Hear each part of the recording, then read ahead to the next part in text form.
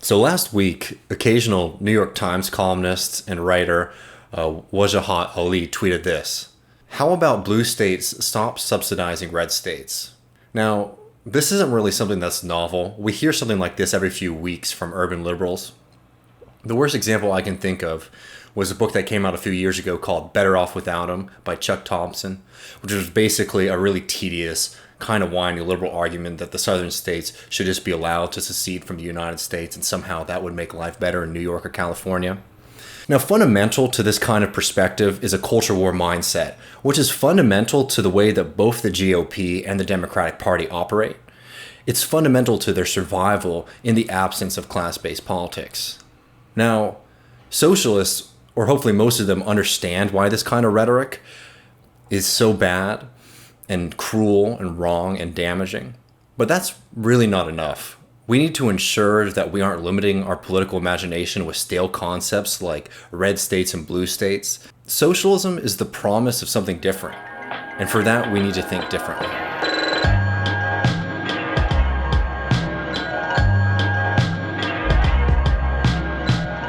Our political parties don't reflect the class structure of the United States. By and large, the most important division in society is between the small number of individuals who own the productive and wealth-generating assets in the society and the masses who don't and are forced to go out in search of employment. And because those owners, capitalists, need to stay competitive against other capitalists, they have to drive up profits and drive down costs. From the point of view of the worker, this means being pushed to work harder and longer for fewer wages. This also necessarily means that those who work and those who own have different and opposing interests. Now ask yourself, which of the two main political parties represent these interests? On the GOP side, you've got people like Mitt Romney, who obviously has a long-time association with the ghoulish organization Bain Capital. Donald Trump, we all know the story with him, but it's also big oil, hedge funds, evangelicals, and an army of small business owners. On the Democratic side, you have Barack Obama, who is signing multi-million-dollar deals with Netflix, along with Wall Street, Big Pharma, Silicon Valley, and upper-middle-class urban professionals. Just think about somebody like Jay Carney, Obama's former press secretary. He's now Amazon's senior vice president of global corporate affairs. What is he spending his time doing today? He is personally attacking and trying to discredit workers like Chris Smalls, who were pushing back against the egregious labor conditions in Amazon facilities, trying to fight for safe working conditions during a global pandemic. That's the kind of coalition and the caliber of people who were staffing the Obama administration when the Democratic Party was in power in this country. Now look, there is no doubt that there are differences between the two parties.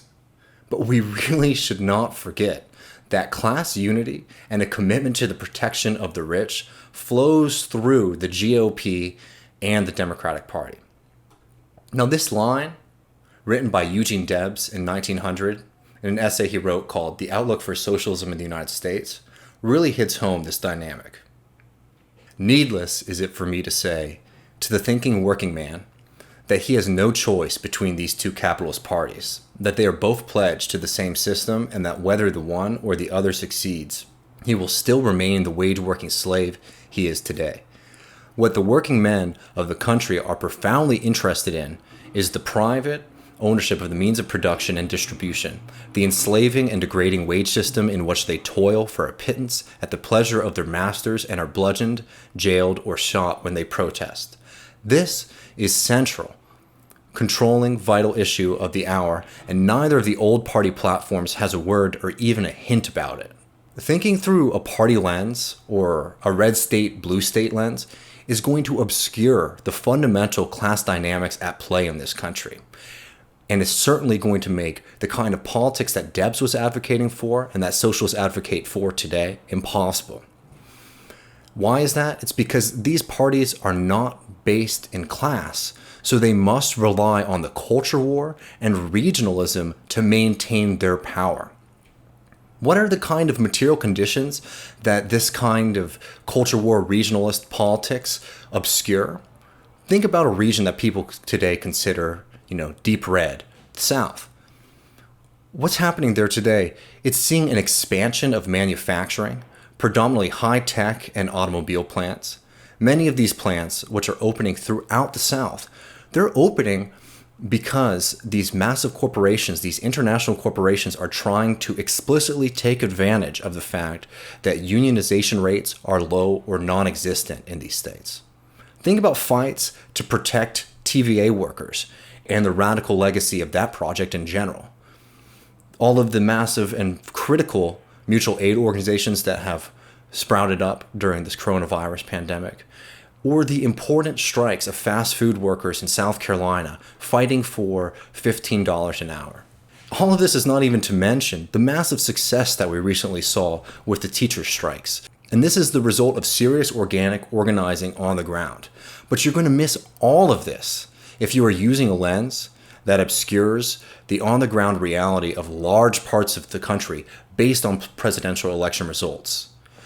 It's absurd to write off parts of the country because the political elites in those states are more conservative or reactionary. In all of these places, workers are facing the same economic relationships as the rest of the country. Socialist politics can appeal to these workers. We just need to do the work to build it. Our politics can work because it is rooted in what unites the vast majority of people in this country, and that is the experience of being a working class person. That doesn't mean that everyone is going to share all of your cultural preferences or tastes. The left isn't a social club. It's a political movement that must transcend regional and cultural differences. Understanding that is the only way that we are going to win. That was one of the most promising aspects of the Bernie Sanders campaign. It threw out that old partisan map and advocated for an approach that spoke to people's material interests, and it understood that a vast majority of working class people are not tied to either party and must be brought into the political process. We have to build on that example and create organizations that are not solely tied to election campaigns. Because that's how we've won in the past, from the American populist movement to the labor left coalition that brought about the New Deal. We have roadmaps and a history of building these kinds of cross-regional, cross-cultural coalitions based on material realities and on class in this country. We have to have the radical belief that we can win everywhere. Every worker in this country labors under an unjust system where the few benefit from the work of the many. That is a system of class difference that will only be ended through class struggle. What a red versus blue perspective obscures is the class tension that is happening from New York to Alabama. At worst, this kind of red state, blue state lens can create a dangerous unity between the rich and the working class, and an equally damaging false antagonism between the working class as a whole. Our politics aims to transcend that and to bring in a new era of class struggle politics with a united working class across the entire country.